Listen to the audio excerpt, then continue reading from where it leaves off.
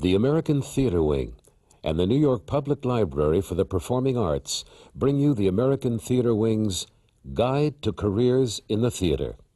This session, The Talent Agent. Hello, I'm Pia Lindström with the American Theater Wing, and with me is the talent agent, Lionel Larner. Welcome. Thank you. Mr. Larner has represented many people: Carol O'Connor, Michael Caine, Stacy Keach, Glenda Jackson, Betty Davis, Diana Rigg, Dorothy Loudon, and Ethel Merman, among the many, many people that you've represented. What is the difference, actually, between a talent agent, a literary agent, and a casting agent? A talent agent represents talent, actors, and maybe, and maybe some technical people, choreographers, directors. A literary agent represents the written word. He'll represent plays, he'll represent books. Right. And a casting agent is usually a person that is assigned to a producer, to a production, to seek out the talent. So they will do the preliminary work. They'll make up the lists for each part, submit them to the producer, to the director, and then schedule auditions. The agent will call the casting director to present his client, and then in turn the casting director will present it to the producer. That's a simplistic answer. Well, so you, as a talent agent, have to know the casting agents. Oh, absolutely. And you have to know the literary agents. Absolutely. I mean, the more people you know, the more contacts you have, the better, because sometimes there are stumbling blocks. A casting director, I may present a client for a part, and the casting director may have well, hopefully they will have an opinion, and sometimes it's not an affirmative one. They say, no, we don't think they're right.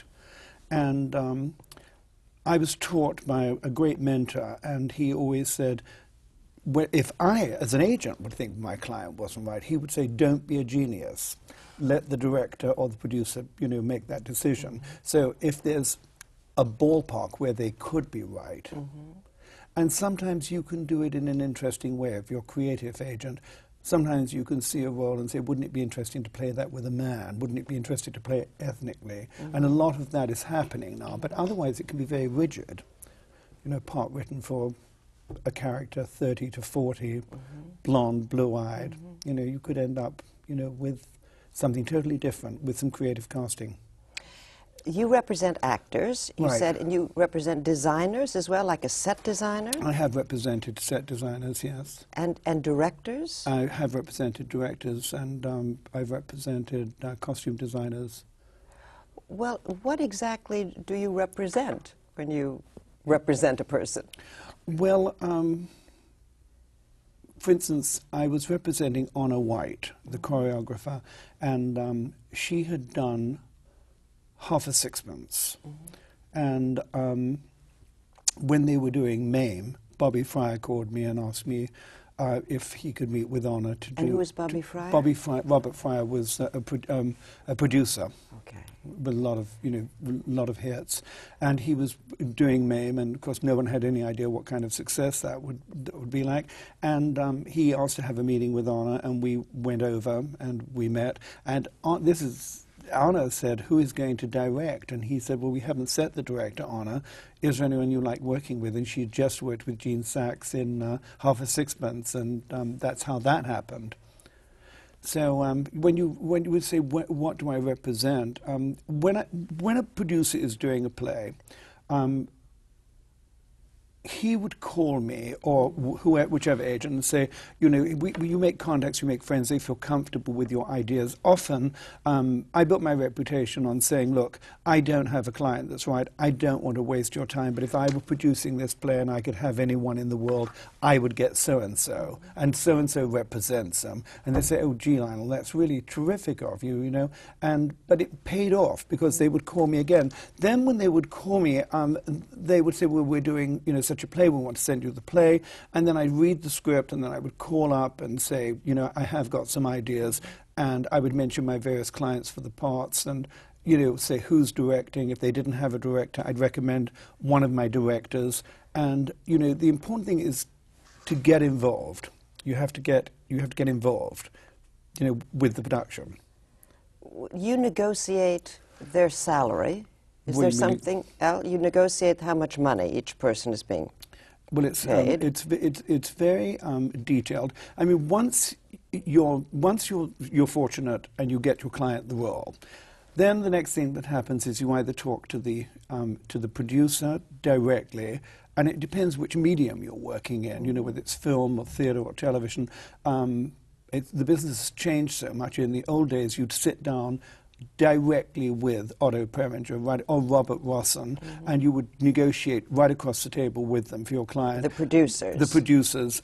Then, you know, a lot of producers would have general managers or production managers, and you might talk to them. We now have a thing called business affairs, who actually probably have never been to the theatre, don't know your client, they don't care, and the passion isn't there. I mean, there was a passion, and when you were dealing with those people, they would make deals on a whim because they were passionate. They wanted that person. It wasn't, well, we're going to go to the second person. But we negotiate. When you see an actor's name in lights, that just does not happen. Some agent is there saying, we want the name in lights. Some agent is saying that on the billboard, the name has to be so many inches high. They say it has to be, if you're not the first person, if you're not the star, you know, if you're not Nathan Lane and you're not Matthew Broderick, you're the second person, the third person. That agent is going to say, well, can it be the same size as Nathan Lane? No. So it has to be 75%, 50%, but you negotiate the size. The size of the letters. Yes, and then the contract, if it's written well, will say that it will be in the same color, type, boldness, and will appear wherever and whenever, and all of this has to be written out very carefully, and you have to say where it's going to appear, and then you have to put in that it will appear in the ABC ads. Now, they don't want to give you the ABC ads because every line costs $100 or something like that. $100 every day is $700 a week. Right. You multiply that by 52 weeks. That adds on to the cost of the production. You've got to think about the investors. But an agent who's had ABC ads for his actor before will fight to get them again.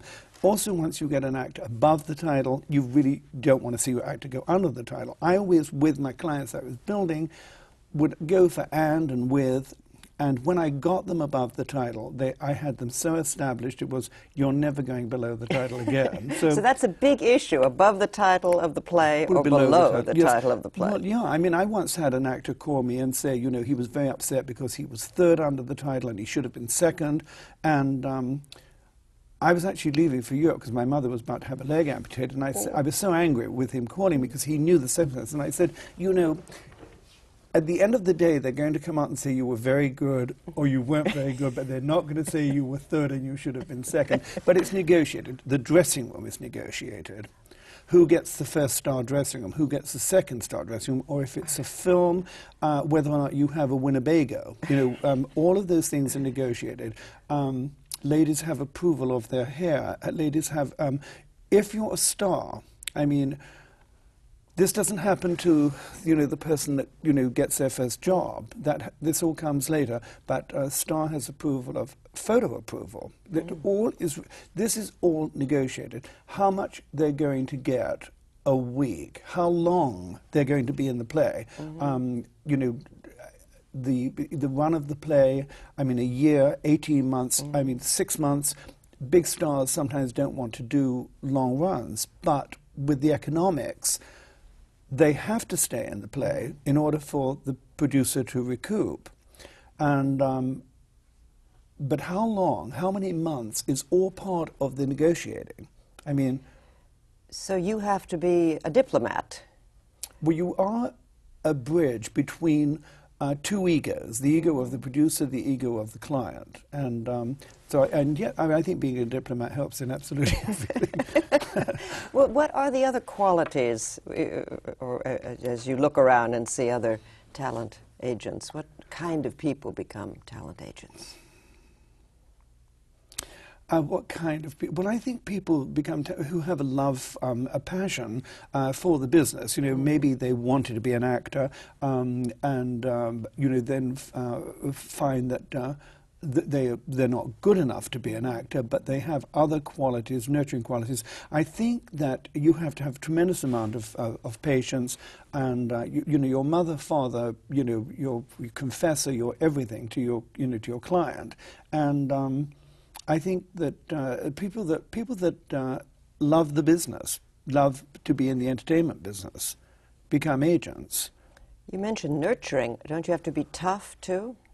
You have to be very tough, because there's a time, you know, when you take a young client, maybe out of Juilliard, out of drama school, they read in the paper about the millions of dollars people are getting on Cheers, and they think they're going to make that kind of money, and then they discover that you know, someone's giving them a break, and they're going to get scale because they've never done anything before, and they don't understand always that they're getting a break, and then, you know, their next job, they're still not going to get millions of dollars.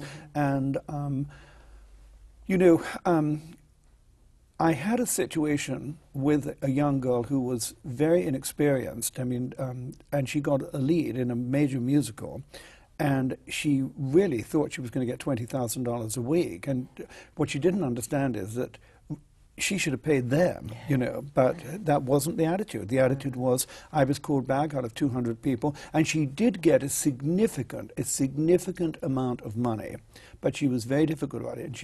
And she held up. She made me do things I was uncomfortable about doing, because a good agent will make a very good deal where the actor is happy and the producer is happy. If you squeeze so hard that you have him over a barrel and he has to pay too much, he ends up resenting the client. It doesn't work well. I mean, it's not always important to get the last dollar. Where do you find these young people to represent? Well, Carol O'Connor, I found off-Broadway in The Big Knife. It was a play that was, I think it was being done at the neighborhood play. I think it was done at the neighborhood play. I saw the American Academy, and it was, he was a school teacher, and he was doing, you know, teaching school, $45 a week, and it was directed by Peter Bogdanovich. And I went one rainy night, not to see him, but to see another actor who'd invited me in, and I was absolutely knocked out by him and his performance, and he came in to meet me, and we all fell in love with him at the office. And at first I thought he was mimicking me, because he was playing a New York Jewish producer, and he spoke so eruditely when he came into the office, and I thought, he's making fun of my accent. And then he told me a joke, and he spoke like a Nazi, and I thought, my God, this man. And then I realized he was Irish, and he was so gifted. And so we suggested him for all these parts, and he very quickly became a very you know, popular, in-demand actor in New York, and then went out to Hollywood, and of course, ultimately All in the Family. He did a load of films before that, but I found him off-Broadway, and I think it's where you find most people. One girl that I started was a model, and her name was Catherine Oxenberg, but I met her at a dinner party, and knowing that all models really want to act, you know, I said to her, would you like to act, and have you ever acted? And she had, and I said, bring your portfolio in. And the first job that I got her, I mean, she was such a natural for it, but it was playing Princess Diana in a TV movie about Charles and Diana at the beginning of their romance. So you have to go out at night looking, so to speak, Well, to go to the theater, go to parties. You have to go. You have to go to the theater all the time. You have to go to the showcases. You have to go to the graduating classes. You have to, you know, do all of that. When you say graduating classes, at acting schools, do you go to the actor's studio and look for people? Or? Well, I actually haven't been to the actor's studio, because I don't think they've ever invited me, but you know, all of the drama schools, when they have their graduating classes, ask all of the agents and casting directors to come in and see, you know, to see the graduating class. And then it's very systematic after the production, you know, they schedule meetings with the actors. But you know, the other, I mean, that's when you're finding absolutely raw talent, you know, young talent. But the other way, an agent gets clients is either by recommendation, and you know, if you're dealing, say, with a client in a play, and maybe there are problems, there are always problems, but you go out, you know, you go out of town and you're solving those problems. The other actors see you around. They say, "Well, God, her agent, his agent's here, his agent's taking care of it. I'd like him to be my agent." And so the minute there's trouble, you know, you get a phone call. Or, Well, like what trouble? What trouble would an actor call her agent or his agent about?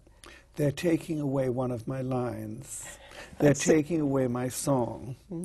I don't. I mean, it's incredible. You know what the problems that will come up. You can't. I sometimes can't even dream up the problems.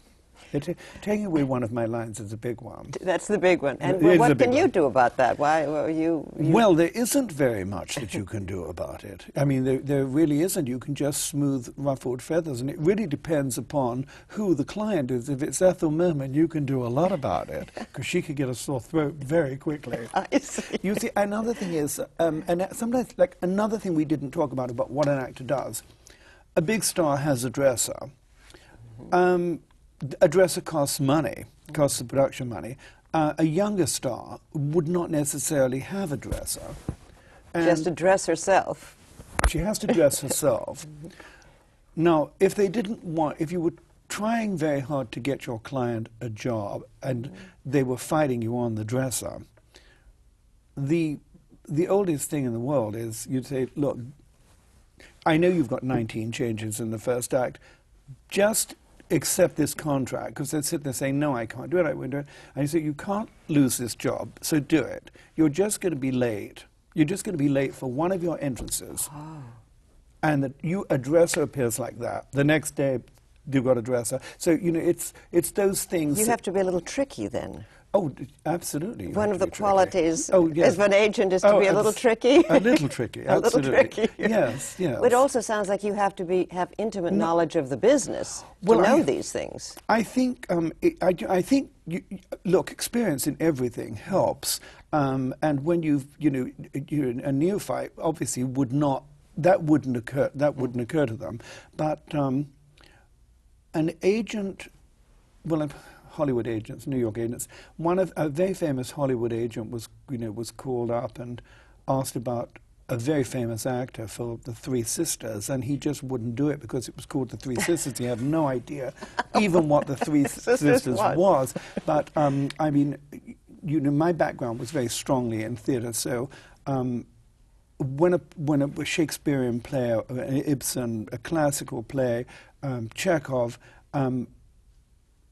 I was very familiar with all the parts. I mean, I basically didn't really even have to read the script. I knew which parts my clients, should be presented for. So, a knowledge, a background, in the arts like that, it's very important to have. So you would suggest if a person thought they might be interested in becoming a talent agent, they ought to take drama courses and literature courses? Well, I would. I think actually, I think that if I was coming into the business today, I would want a legal background, as well as, I mean, I want to be passionate about the theatre, but I'd want a legal background because the business has changed so much, because the negotiating now gets into so many subsidiary rights. I mean, how much of your performance do you own? An actor gives the performance, it's put on tape, and suddenly, it's showing all over the world. So, there are all these residuals and ownership of a thought, and ownership, of an idea, that is it yours or is it theirs? And so I think that it would be it's very important. And you heard when I said that you have to, I used to write the contract.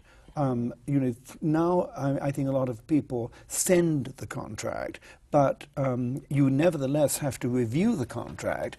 So if it might just say the actor will have third-star billing, but it won't say that it will be in the same colour, prominence, etc., boldness, size of style of type, and will appear everywhere. So then you say, hey, just a minute, on clause 3 with regard to the billing, I want to clarify the following things. And so a knowledge of at least of these contracts, that I got just from experience.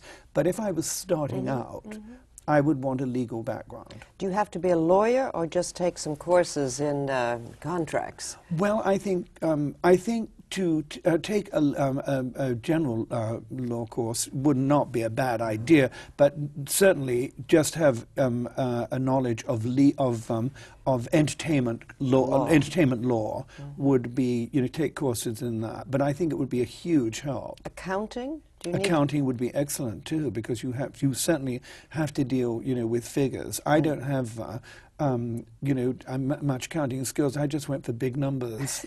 I just named numbers. It's another way to do it. Yes. $1 million. It sounds good, right? I mean, that does sound good. Right. Well, now we're going to study the classics. We're going to get a legal background. What other things would you suggest a young person do to prepare to be an agent? Well, I think that if somebody is serious about becoming an agent, obviously they would have to have, the interests that I've suggested. They would have to be, I mean, presumably they've gone to the theatre, they've seen a lot of movies, they're buff, they're theatre buff, and then now what to do next? The next thing to do would be to get any job that you could around the theatre, if, because that would give you a wonderful sort of, idea of what goes on. But the obvious thing to do would be to get a job with one of the big agencies, or even one of the small agencies. I think getting a job with one of the small agencies is sometimes better, because you can get lost in the mailroom. And a lot of, we hear about the ones that come out of the mailroom, the David Geffens and, the spectacular success. But those are the geniuses. They are the most of us. Well, they are the geniuses, yes. Do it another way. Right, but I think sometimes when you're in a small office. I mean, when I started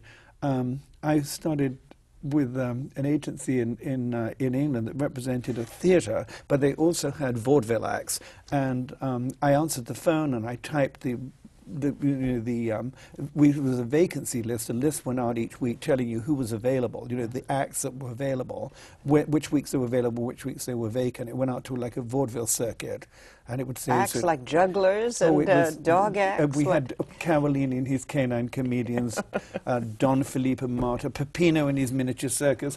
We had hypnotists, and then we had a theatre called the Intimate Theatre Palmer's Green, where they were doing Jane Eyre one week and Our Wilderness the next. They were rehearsing a play during the day and doing a play at night. So I mean, I worked for other small agencies, and they did summer shows, and I was like taking ballet slippers down to the seaside before opening night. I mean, all of that. And then when I went to work for Otto Preminger, and then when I came here, you just tossed that off now. You meant to work for Otto Preminger. I mean, that's not something. I'm sorry, a great, because I realized this interview is not about me. It's about getting into the business. But so one thing is to be seen, and somebody well known likes you. Well, when you are.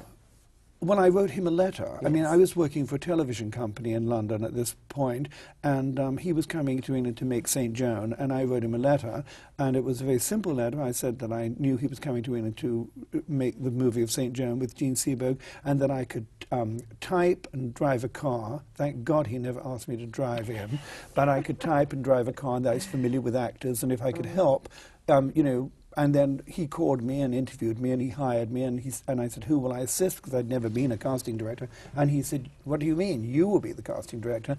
And after that, I came to New York, and I couldn't get a job, and I went to work for the Bible Society. The reason I couldn't get a job was I had all this theatrical background, it was very solid, lots of agency experience in London.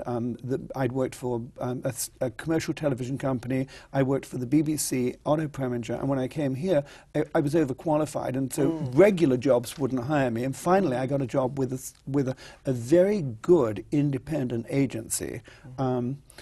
So it sounds like a little bit of luck is needed, too, on who you meet and maybe having the courage to write somebody and present yourself. Well, I think luck is a very big part of the business. I think that however talented you are, because I do think talent will out, but however talented you are, you really do have to have that right part coming along at exactly the time in life that you are right for it.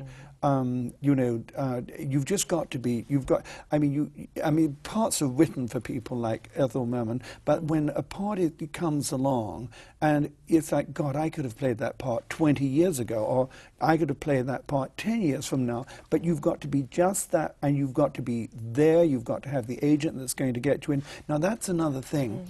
When an agent calls a casting director, they will have an opinion. He's right, he's not right. But if you feel passionate about it, you're going to have to. A good agent won't be bullied by the casting director. Now, it means making an enemy. The casting director does not want you to go over their head. But I've been a casting director, and I don't care. You know, if I feel strongly about my client.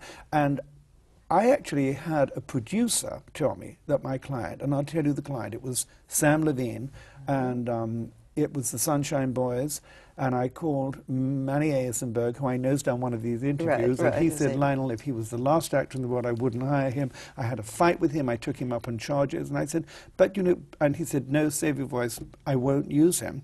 I wrote an impassioned letter to Neil Simon, and I said that this was one of the greatest actors on the American stage, and it wasn't his agent saying it. I was quoting a theatre critic, and I said, I've read the play. It could have been written for him, and all I'm asking is that you see him. And I said, there had been an incident with your producer, who I hold in very high esteem, and I still do. Manny's a great guy and the best. And I said, I hold him in very high esteem, but I said, all I'm asking is that you see my client, and if he doesn't get it, he's failed fairly, and I can't ask for more than that. And Neil Simon and Manny called, and they took us to lunch, and we didn't get the part. There were two very equal parts. We didn't get the part we wanted, but he got the other part, and he was on Broadway that season. The other incident was with another person, a producer who's done this program, was Hal Prince, and he called me and said he was doing night music, and he said, you know, he wanted Keith Michelle, who was a client of mine, to play the Baron, but he said, I said, who's playing Desiree? And he said, well, I don't have anyone. Who do you have? And I said, well, if I were casting this and I could have anyone in the world, I would want Lily Palmer. And he said, Lionel, it's such a great idea. He said, she doesn't sing, I've already approached her, but he said, you know the quality that I want that continental quality. And so I said, well, I do have someone, and it's Glynis Johns. And he said, she's not right. And we talked about it, and I said, you know, I've just come back from Washington. I saw her in a play by Noel Card called The Marquise. She's playing an international, you know, cabaret star with many affairs. And I said, and she is right. And he said, no, he said, she's doing this. I said, she lived in South Africa, she lived in America, she's very, very European. He said, no, she's not right. I said, how? I'm going to send you her reviews. And I said, she was wonderful. So he said, I'd like to see them. I said, but I don't want to go through this charade. Will you read them? He said, yes, I will. I promise you I'll read them. He read the reviews. He called me and said, well, obviously we must see her. And she got the part. And that season I had two actors on Broadway that had both been turned down, and Glynis won the Tony.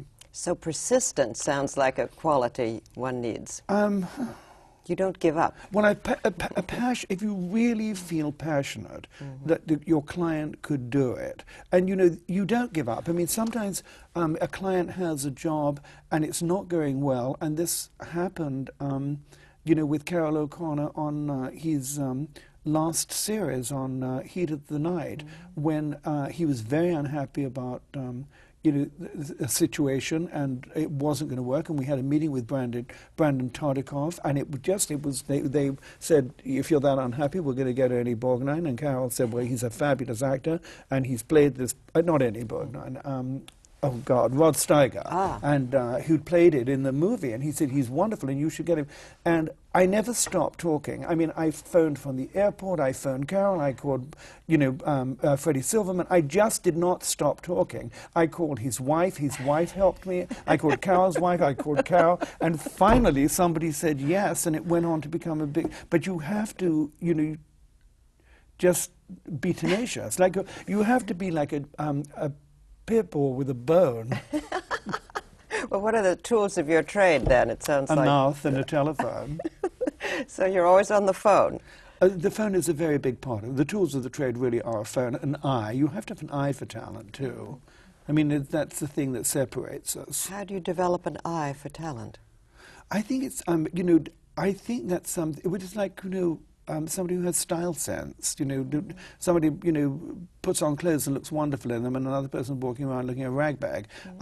It's, taste, somebody understands good wine. I mean, when you see an actor, it's something that, when it's magic. There's magic on stage, So maybe an actor, a talent agent has a special gift?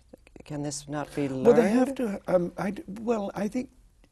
I think the mechanics of the business can be learned, but like everything, the thing that separates us is that extra something. Right. It's the thing that makes it, what makes an actor a star, it's that extra something, that extra piece of magic they have, and it's the same thing with, with an agent, with a producer, it's the eye and, and being able to recognize, something when you see it.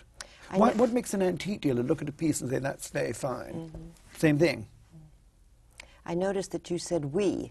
We didn't get the part, or we didn't get the part. Did I say that? Yes. Do you feel an attachment then to your clients sometimes, well, you see, or it becomes you?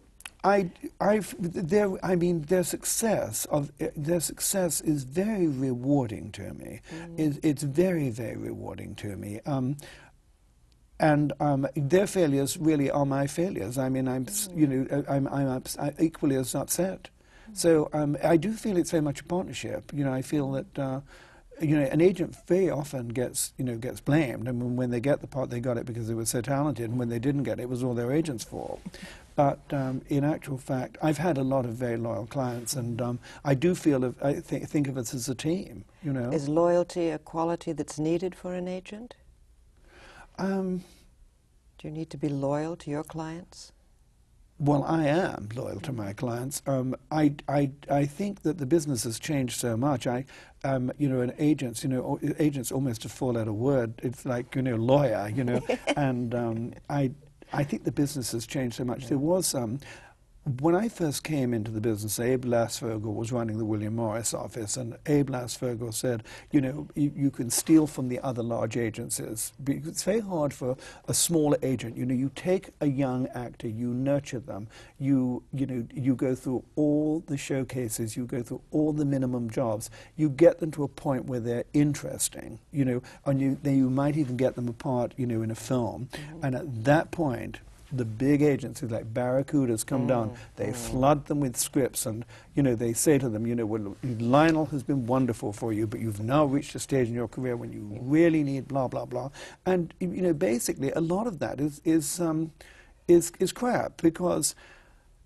I have the same I read the same scripts, I have the same contacts, and they're just flooding them with. They send these scripts. Half the scripts are never going to be produced or have been produced, or whatever. They send them down by limousine. But they say you need an office in Rome and you need an office in London, and it's ridiculous because once you sign, you never get them on the phone again, and they find that out. But when you've got an agent that you have a bond with, you're going to be able to. He's going to be accessible to you, and if he's going to be tenacious, then. You can't have better than that. So it's a very competitive business. Very competitive, yes. But you see, as I say, people, but in those days, Abe Lasvogel said you can steal from the large agencies, but you can't steal from a small independent agency. You're taking away their bread and butter. There are actors that work all the time that are, a lot of the public don't know them, but you see them on film, you see them on the stage, you see them. in television all the time, and they know the guy and they think he's great, but they don't know their name. In the business, we know their names, and those people are bread and butter actors. You know, they're people that are always going to work. Do you always take 10%? Yes, we're franchised by unions. You can't just be an agent. You have to have a license. We're an employment agency. Just the way a headhunter, you know, will get you know, an assistant, a secretary, a computer person a job. We are an employment agency, so we're finding parts for people instead of, you know, office jobs. And so we have to be licensed by the city. We have a license. Then we have to be franchised by the unions. We have to have a franchise at Actors Equity, Screen Actors Guild, AFTRA, and we have to be familiar with those rules. Our clients are members of those unions. We're not allowed to put them in productions that aren't under those auspices. And are you in a union? yeah, well, I'm not in a union, So but the agents aren't in unions. The actor is a member of Actors Equity, and I am a franchised agent of Actors Equity. So I have to, you know, my clients have an Actors Equity contract when, you know, when they appear on Broadway, and they're subject to those rules and regulations. How do you get a franchise if you think you'd like to be an agent?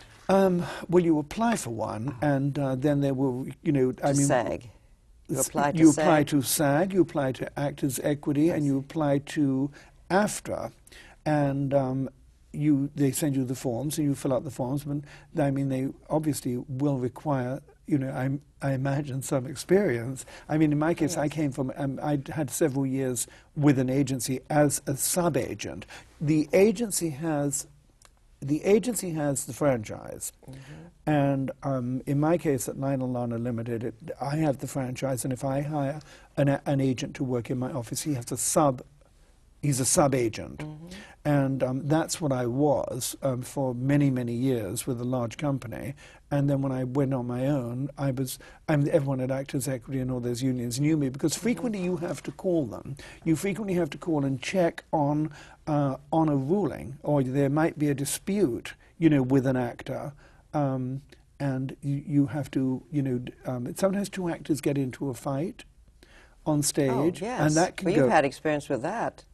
May I say the word Nicole Williamson? Oh, my God, how did you know that? Oh, I do not reveal my sources. So what happens when you have an actor who has a temper tantrum or who has a problem on stage and the other actors get upset? Well, it's just, you know, I mean, sometimes it has to go, it goes to an arbitration at Equity,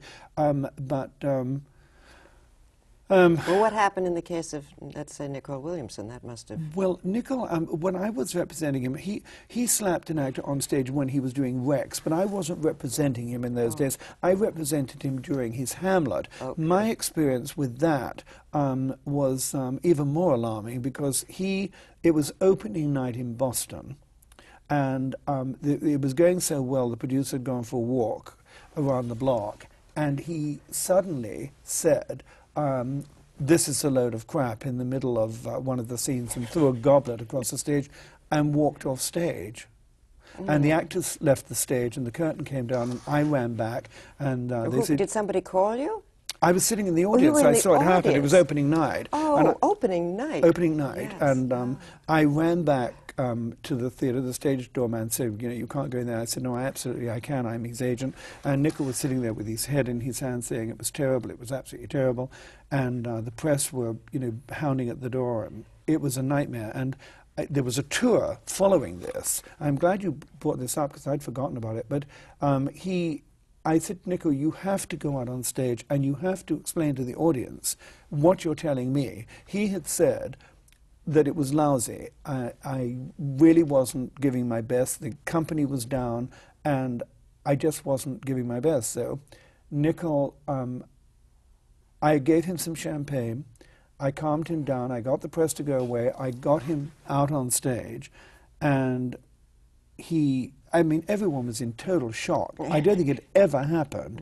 And he came out and he said exactly what he told me, that he wasn't doing well. He has to give 110% of himself, and he wasn't doing that. He said, I will finish the performance. And then came the agent's nightmare. But this is my last performance on any stage ever. he announced his retirement, and he finished the play, and he got wonderful reviews. We went out afterwards, and we went back to the Ritz, and the reviews said that he was the greatest thing since John Barrymore, and I said, you were very lucky. And he said, no, I wasn't. I was very good. I said, Nicol, they could have said that you stank. I said, you were very lucky. And I always told, even when it not worked well, I've always told the truth to my clients.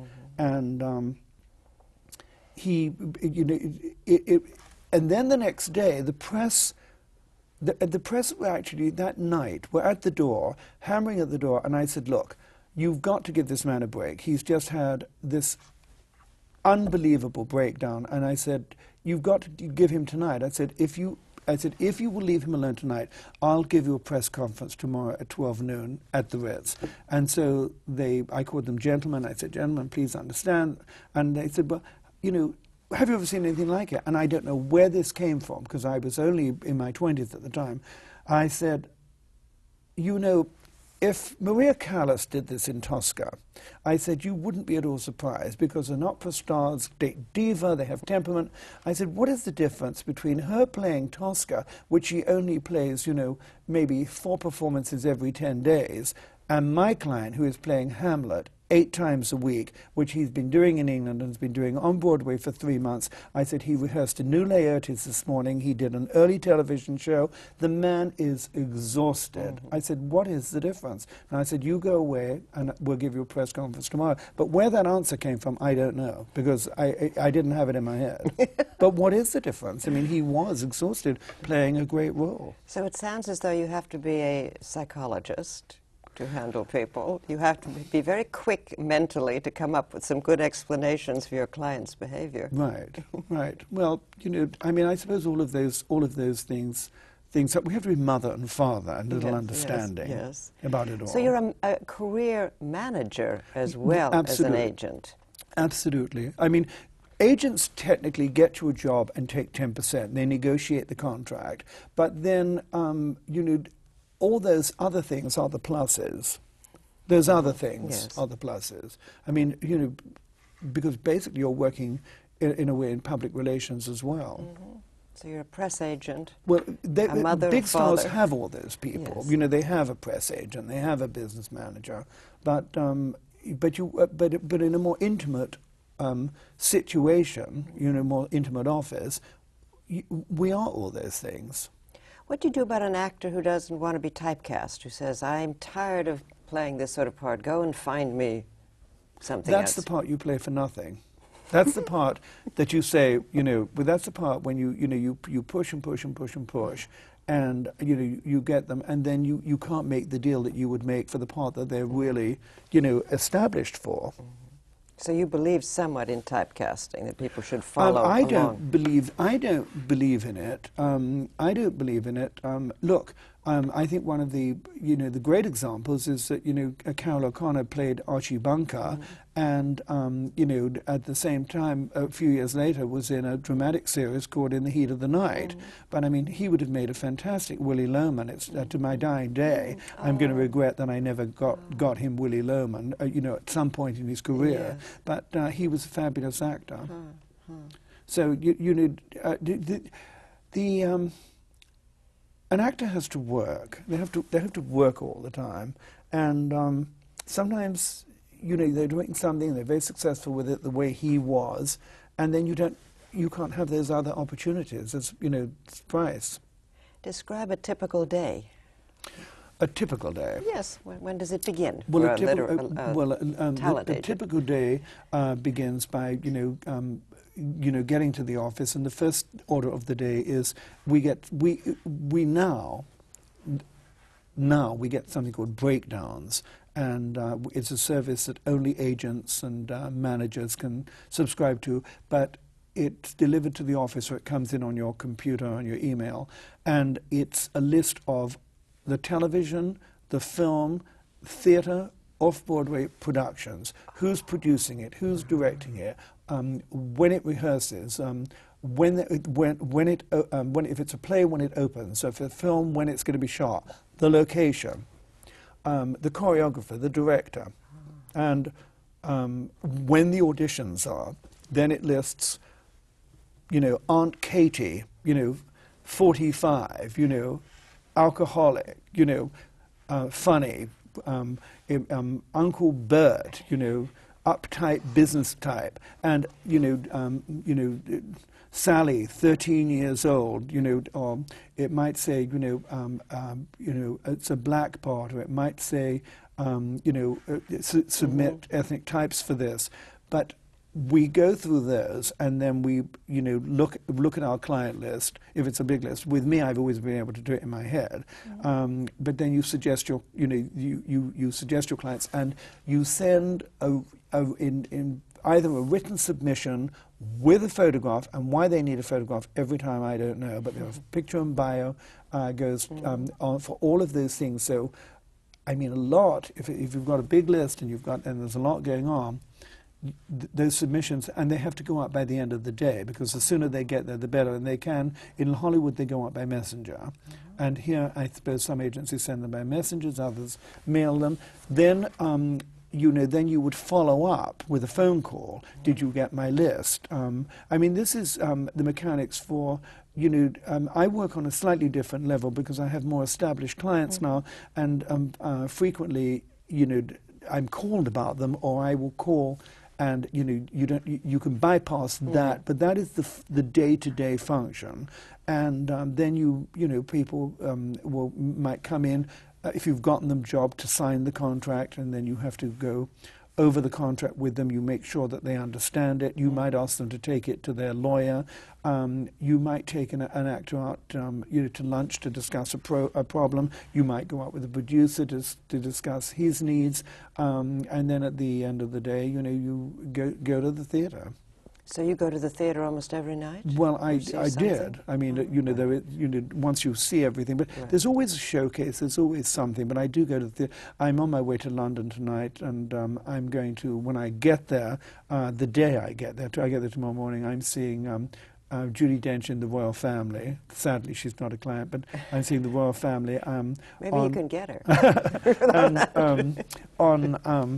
Then I'm seeing Private Lives the next night, and then I'm seeing The My Fair Lady, and then I'm seeing Diana Rigg in Humble Boy at the National Theatre. So you travel for your business too. You go to different cities. You go to Australia. I went to Australia for. See, it's one of the perks of my job was it did take me to wonderful locations. But I went to Australia to see Keith Michel in La Cage aux Folles, which he was doing there. I went there for the opening of that. You have a huge Rolodex of phone numbers, yes. And is that part of your equipment for your trade? Well, it is. I mean, when Bob Fosse was alive, he was a neighbor. Paddy Chayefsky was a neighbor. But I had all of those numbers. You would frequently call those people rather than a casting person. When Bob Fosse was doing, when he was doing Cabaret, I worked on Cabaret in New York, and then of course he did the film. I'm trying Pippin. When Bob Fosse did Pippin, I read the script of Pippin, and I really didn't understand it at all. And my client said to me, "Well, what do you think we do about this?" I said, "We trust Bob Fosse. He knows what he's going to do with this, and I just think we have to go with that." And it was a client called Eric Berry. He played the king in it, and of course I was right about that. But I think that's another thing. You look at the ingredients. You look about who's involved in this. I mean, something with, today with Susan Stroman, doing it. I mean, you're going to director, choreographer. That's right. You're going to take that very seriously. You look at who is involved. Have you ever had to tell an actor not to take a part? I've never had to tell an actor not to take a part. I've said I wouldn't do this. I wouldn't want to do this. I mean, if I thought it was like cheap, not worthy, I would say, look, I would say, I'm not recommending, this has been offered to you, I'm not recommending you do it. If you need the money, you do it, but I'm not telling you that I want you to do this. I have told them that, because I don't think it would be good. What education, what would you advise a young student to take? What courses? Well, obviously, I would advise that they take any course that would involve them in sort of in great plays. I mean, or anything to do, with literature. I mean, I think literature is great, but then I'd want them to take a legal course. Yes. I think those are the two. But you didn't. I didn't. No, I didn't. But you see, the thing is, I came into the business in a very circuitous way, and as I say, I worked for this agency where we had vaudeville acts and a legitimate theatre, and then I went straight on after several jobs like that. I had several of them. I went to work at the inception of commercial television. And for television, and then I went to work for Mr. Preminger, and then he brought me to the United States. He sponsored me here, and when I got here, couldn't get a job, worked at the Bible Society. Made the rounds. I walked around just the way an actor does, going up to agencies, asking to be interviewed, and then I got hired by a great agency. It was an independent agency, but the Equity had done a poll, and they had more actors on Broadway than any other agency, and it was an agency called Baum Newborn. And one of their big clients, they had a lot of clients, but one of their big clients at the time, and it was at the beginning of I came in at the beginning of his career. He'd done a couple of important motion pictures, but he had he was just opening in Chicago, and I was in Chicago, and I went to see it and sat at the balcony. It was Sidney Poitier in Raisin in the Sun, but that was one of their big clients at the time. That must have and Sidney remained a client of Monty Baum's to this day, if you want to talk about loyalty in the theatre. Tell me what, I know you make 10% of each client. Yeah, but that's not very much sometimes. Sometimes we make less. You take less sometimes? Yeah, I mean, with if a young person, you mean? Well, no, it's not that way. It's like if somebody's doing, say, an off-Broadway situation, or, it may be just a one-time fee of $50. I mean, there's certain things there's just like a one-time fee, or it can be less than 50. It can be less than 10%, but it's never more than 10%. We're not allowed to take more. How much can an agent make? I mean, what is the range of income? Well, if you're CAA and you're putting people in movies at $20 million a movie. We're talking about the theatre. We're talking about the theatre. What about the theatre? The theatre, it's hard to say, but I mean, an actor, a star actor, in a phenomenal hit. Say, like the producers. I mean, they could. I don't know what Nathan Lane's deal is, but it's assumed that he's making, 40 or 50,000 a week. I mean, he's on a percentage of the gross, I'm sure, and he may be on a percentage of the profits. I don't know, and it's not right for me to talk about him. But an actor of that caliber, earning 40 or 50, thousand a week, an agent would make 4,000 or 5,000 on that one client, and when you think in terms of Hollywood, it's still not a lot. I mean, as opposed to somebody getting, much more. 20 million a picture, even $1 million a picture. Right, but in the theatre, it would go up to 4,000 a week. Would be the highest, and the lowest? Well, no. Well, the lowest would be, I don't know what scale is, but it's a couple of $1,000 a week. So you'd be earning $200 a week. And how many clients, for instance, do you have? Well, I've scaled my client list down because I work in a very personal way. I'm very one-on-one. I found over the years that, that I've had a lot of agents work for me. I've started a lot of careers. My agents are dotted all over New York and Los Angeles. They're good, and some of them were, terrific. But when the actor signs with you, it's like you're going to a doctor. Suddenly you're seeing someone else. It's like, well, I didn't, they really want you, and it's sometimes a dangerous thing to do because you can assign your client to another agent, and then they build a rapport, and the next thing is they're not your client anymore. So, but you can. An agent can have 100 clients, 40 clients, 50 clients. It depends on the agency. I've scaled mine down because I don't have enough time in the day to I like to talk to my clients, and we discuss so many things with them, and I try to follow through. I try to be very thorough. I don't spread myself thin. So do people come to you and beg and say, please, take me, take me? I do get an awful lot of, I do get an awful lot of requests, yes. Because almost every actor these days has to have an agent, doesn't Well, he? yes, you do. You can't I mean, I really think just go to an audition. Well, you can, but it's very Well, difficult to do. it's very isn't hard it? for them to get in. They go to open calls. I mean, it's very hard to get an audition. You need an agent to get you an audition. You need an agent to get you the audition. But, I mean, yes, I can be persuasive. But basically, however persuasive I was, say, for Glynis Johns, all I did was get them to see her. She got that job. I mean, my job was to get her in the door. And I have to tell you, Miss Johns said to me, you know, Lionel, in England, stars don't audition. And I said, well, you know, Glynis, in America, stars do. They do. But she was very upset at having to audition. But, you know, I opened the door, but Glynis got that job on her, you know, talent.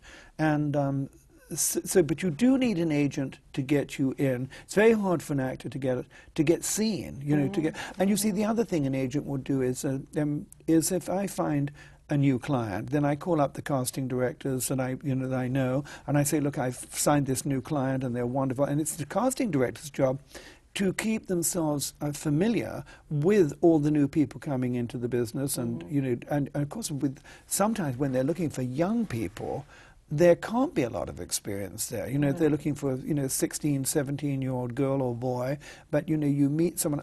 I had dinner, actually, with Stacy Keach, and he invited somebody along, and there was this amazing girl. I mean, she was so incredible. It was star quality, but, you know, she was an actress. She was in college, and I thought to myself, you know, I wonder if that girl would like to act, because I'm sorry. That's a wonderful story. Thank you so much. I really learned a lot about being an agent. Thank you. I doubt that. We've been talking with talent agent Lionel Larner. For the American Theatre Wing, I'm Pia Lindström. The American Theatre Wing's Guide to Careers in the Theatre is a project of the American Theatre Wing and the New York Public Library's Billy Rose Theatre Collection, Theatre on Film and Tape Archive.